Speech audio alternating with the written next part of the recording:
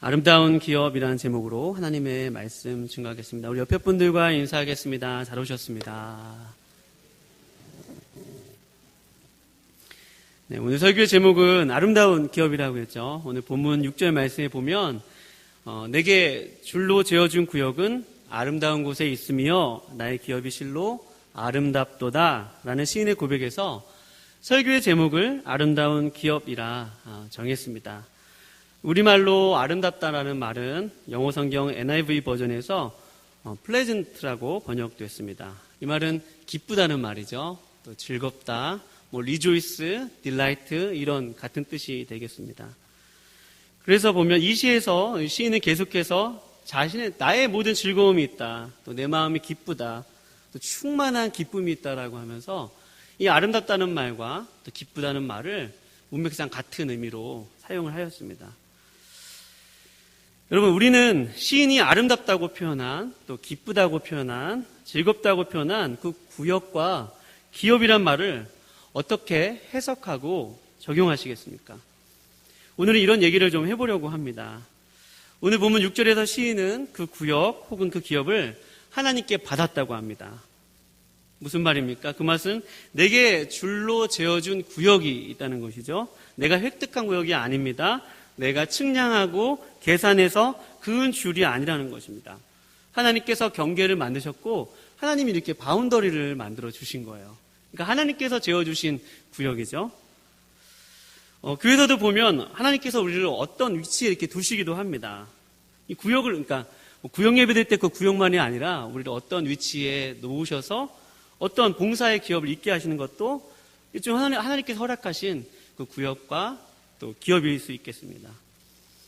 또 우리가 일상을 살다 보면 때로 하나님께서 우리에게 어떤 자리에 앉게도 하시고 일어서게도 하시고 또 뭔가를 잃게도 하시고 또 잃었던 것을 도로 찾게도 하시고 또 찢기도 하시며 다시 꿰매기도 하시고 죽이기도 하시고 치료하기도 하시고 이런 우리의 삶의 일상에 겪는 모든 일들을 우리는 기업이라. 왜냐하면 주께서 재어주신 것이거든요. 주께서 줄로 구역을 나누어 주신 것이거든요. 그러니까 내가 구웠다고 생각했는데 지금까지는 내 힘으로 내가 열심히 살아서 내 노력으로 내가 이만큼 줄을 구웠고 내가 이만한 곳에 처했다고 생각하는데 오늘 시인은 이것을 되돌아보니까 주께서 줄로 이렇게 구워주셨다는 것입니다.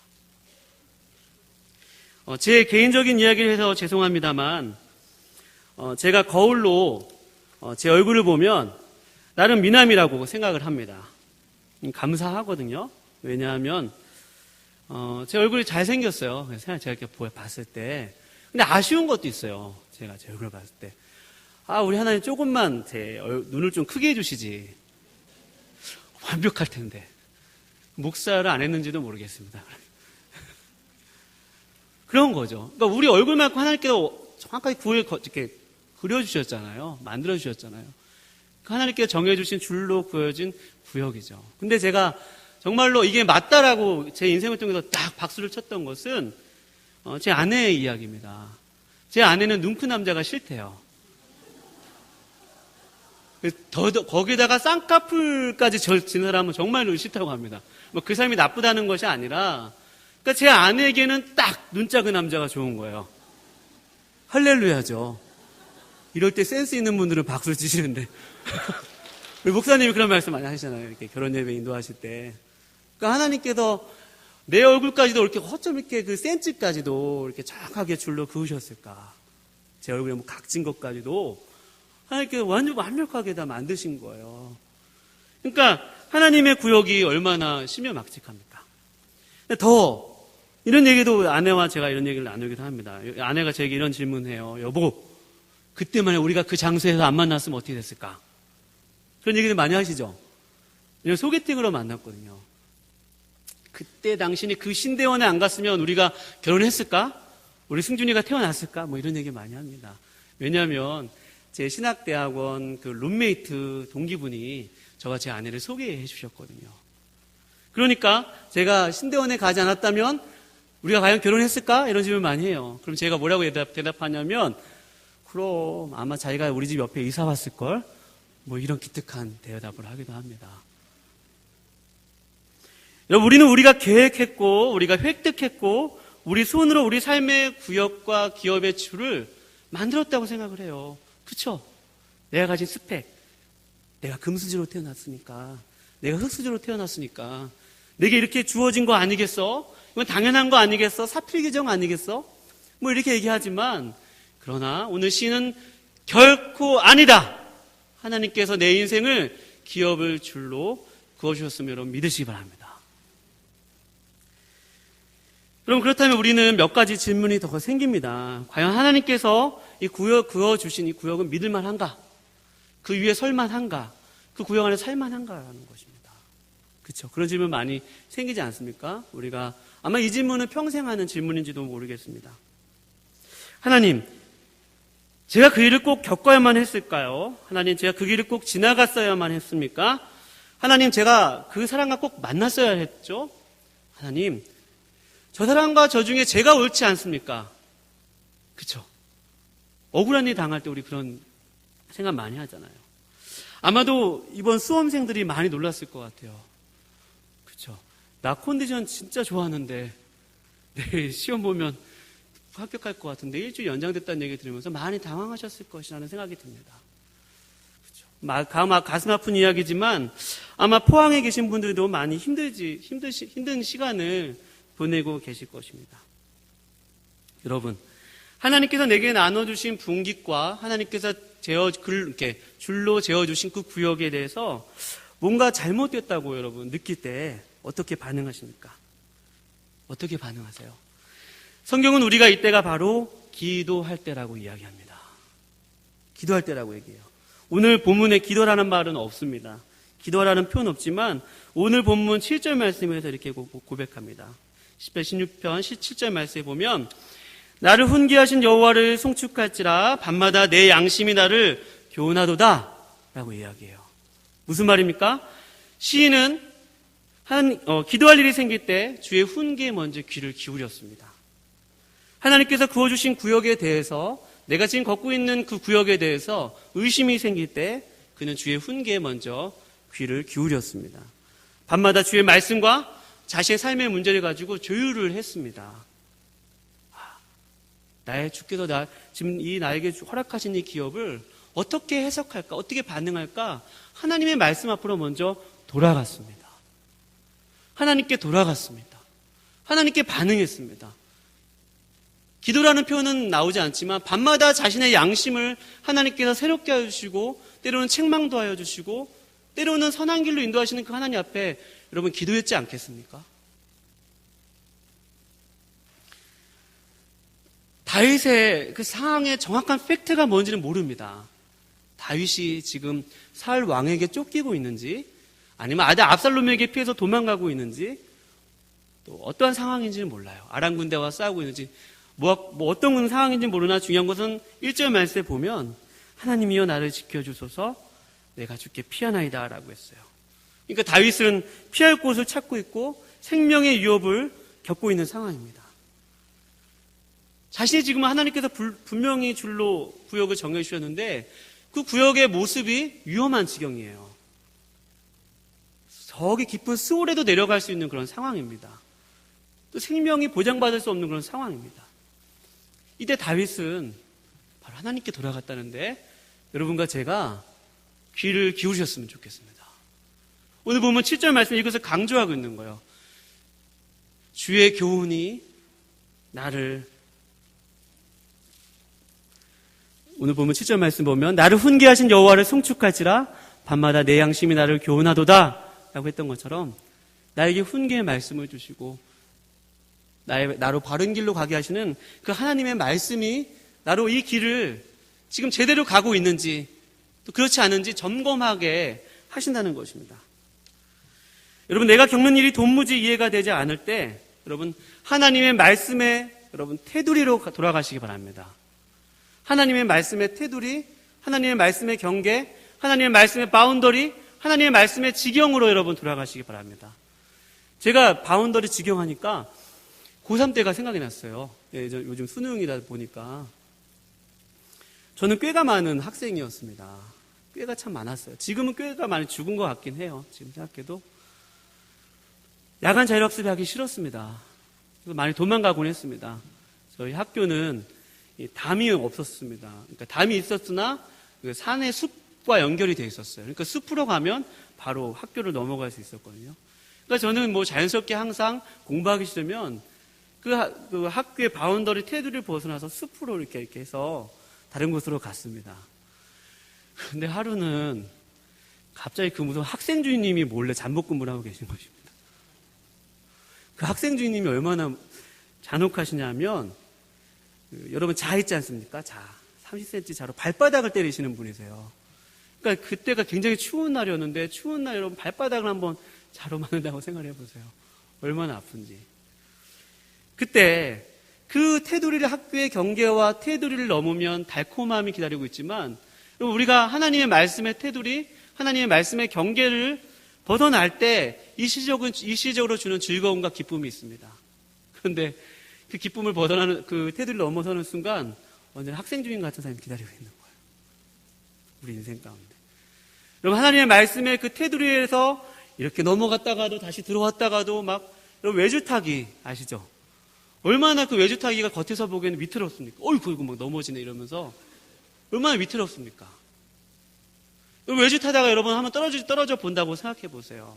오늘 본 말씀에 보면 4절 말씀에 보면 이런 얘기 있어요. 다른 신에게 예물을 드린 자는 괴로움이 더할 것이다. 괴롭다고 했어요. 하나님의 말씀의 테두리에서 벗어나는 사람, 그 사람 바로 결국에는 괴롭다는 것이죠. 여러분, 우리가 죄를 지을 때는 참 즐거워요. 그렇죠?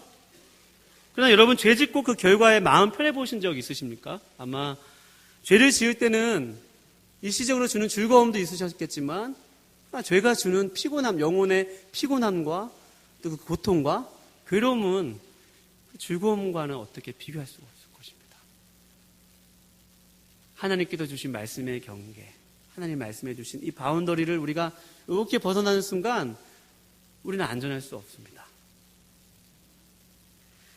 오늘 시편 16편에서 이 다윗은 이 점을 강조해서 노래하고 있는 거예요. 히브리시에서는 항상 가운데, 이 절편의 가운데를 항상 주목해서 볼 필요가 있거든요. 항상 이 샌드위치 구조처럼 이 가운데 보통 시인이 하고 싶은 말이 이렇게 있습니다. 그러니까 다윗은 오늘 주께서 내게 구워준 이 줄로 재워주신 곳이 아름답고 이 기업이 아름답다고 했는데 그것이 6절 말씀이지 않습니까? 그 바로 다음 구절 7절에 주의 교훈이 내가 얼마나 그 교훈이 좋은지 내가 밤마다 주의 교훈 때문에 송축하고 밤마다 그 교훈이 나의 양심을 새롭게 한다는 이 말씀은 바로 이 다윗으로 하여금 이 점을 강조한다는 것입니다. 밤마다 나의 양심을 깨우고 거룩하게 하고 주님을 닮게 하는 그 말씀, 내가 살아낸 말씀, 내가 지킨 말씀, 내게 행했던 그 말씀이 바로 나의 삶을 인도하더라는 것입니다. 나의 기업이더라는 것입니다. 나의 분깃이더라는 것입니다. 이것이 너무나도 분명한 것이 시편 119편에 다윗이 이렇게 노래하고 있어요. 119편 56절 말씀에 보면 이런 말씀이 있습니다. 내 소유는 이것이니, 잘 들어보세요. 내 소유는 이것이니 곧 주의 법도를 지킨 것이니이다 라고 했어요. 내 소유는 이것이래요. 그것은 바로 주의 법도를 지킨 것이 바로 내 소유라고 이야기하고 있습니다. 여러분 주의 법도가 나의 소유가 되는 이유는 바로 하나님과 내가 올바른 관계에 있고 내가 그 법도를 지킬 때 하나님께서 그것을 나의 분깃과 나의 소유가 되게 하신다고 다윗이 다른 시편 119편에서 아주 정확하게 이야기하고 있는 것입니다. 내가 여호와께 아뢰되 주는 나의 주님이시오니 주밖에는 나의 복이 없다이다 했던 것처럼 다윗이 하나님을 주인으로 모시고 주님께 통치와 다스림을 받고 인도함을 받을 때 그 하나님의 말씀의 인도함을 받을 때 다윗은 오늘 주밖에는 나의 복이 없다고 하였습니다. 여러분 다윗이 그렇게 하나님의 말씀 앞에서 그 말씀을 자신의 기업이다. 이 말씀을 지킨 것이 내가 이 말씀대로 살았던 것이 나의 분깃이고 나의 기업이라고 여길 수 있었던 가장 근본적인 이유는 바로 2절 말씀에 바로 여호와 하나님께서 나의 주님이시라는 것입니다. 내가 주님을 선택한 것 아니고 내가 주님을 붙잡은 것 아니고 주님이 나를 먼저 아셨고 주님이 나를 계획하셨고 주님이 나를 먼저 부르셨기 때문에 그 강권하심이 있었기 때문에 내가 믿으나 믿지 않으나 내가 인정하나 인정하지 않으나 주님은 나의 하나님이시고 하나님은 전능하신 분이시며 하나님은 능력이 많으시며 그 능력 많으신 그 하나님이 여호와 하나님, 나의 하나님으로서 나의 주님이시라는 것입니다. 주께서 내 문제를 해결해 주시고 나의 지경을 넓히시고 나의 자녀를 좋은 대학에 보내주시고 출세해 주셔서 나의 주님이 되시는 것이 아니라 주님 자체가 하나님이시고 주님 자체가 나의 주님이 되신다는 것입니다. 그렇기 때문에 다윗은 그 여호와 하나님이 나의 주님 되시기 때문에 그 하나님의 음성을 듣는다. 그 하나님의 음성 가까이로 내가 밤마다 나아간다고 했습니다. 주님이 나의 분깃대시고 주님이 나의 기업이시란 말은 바로 이렇게 주님은 항상 내 앞에 모이시는 것이요 주님이 항상 내 앞에 계시기 때문에 8절 말씀에 보면 내가 흔들리지 않는다. 나의 삶이 요동하지 않는다라고 고백하고 있는 것입니다. 11절 말씀에 보면 주께서 생명의 길을 내게 보이시리니 주의 앞에는 충만한 기쁨이 있고 주의 오른쪽에는 영원한 즐거움이 있나이다 라고 고백한 것 아니겠습니까? 여러분 진정한 신앙 고백이 어디 있죠? 오늘 본 말씀 우리 5절 말씀 한번 같이 읽어볼까요? 5절 말씀입니다. 5절 말씀 시작. 여호와는 나의 산업과 나의 잔의 소득이시니 나의 분깃을 지키시나이다. 아멘. 여러분 하나님께서 우리의 기업이 되실 때 하나님이 우리의 기업이 되어주셔서 우리의 하나님 그분 당신 그분 자체 그분이 친히 우리 기업이 되실 때 여러분 우리 기업을 하나님께서 친히 지켜주신 분이시면 여러분 믿으시기 바랍니다. 내가 유지하는 거 아닙니다. 내가 내 자녀 기르는 것 아닙니다. 하나님이 키워주실 것입니다. 하나님이 책임져 주실 것입니다. 수능 시험이 한 주 미뤄졌죠. 나의 자녀를 하나님께 맡기시기 바랍니다.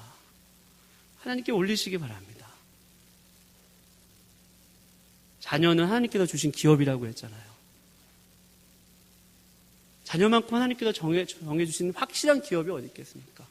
확실하게 줄 구워주신 그 기업이 어디 있겠습니까? 하나님이 줄로 1cm도 그어주시지 아니하시면 한 발자국도 우리 자녀가 앞으로 나아갈 수 없는 것입니다. 오늘 이 밤에 여러분과 제가 붙잡을 것은 딱 한 가지입니다.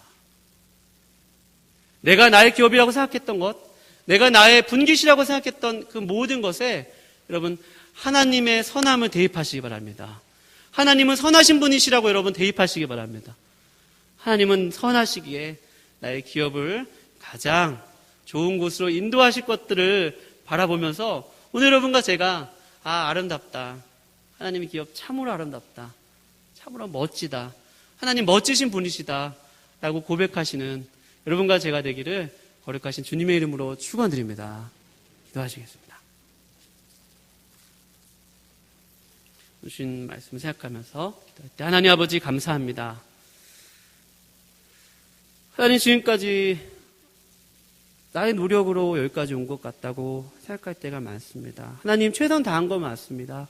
하나님 그러나 주께서 내 인생 가운데 1cm, 1mm 줄로 그어주시지 아니하시면 하나님 우리 인생 앉고 일어설 수 없고 한 발자국도 앞으로 나아갈 수 없음을 주님 고백합니다. 하나님 그 하나님 가장 정확하신 분이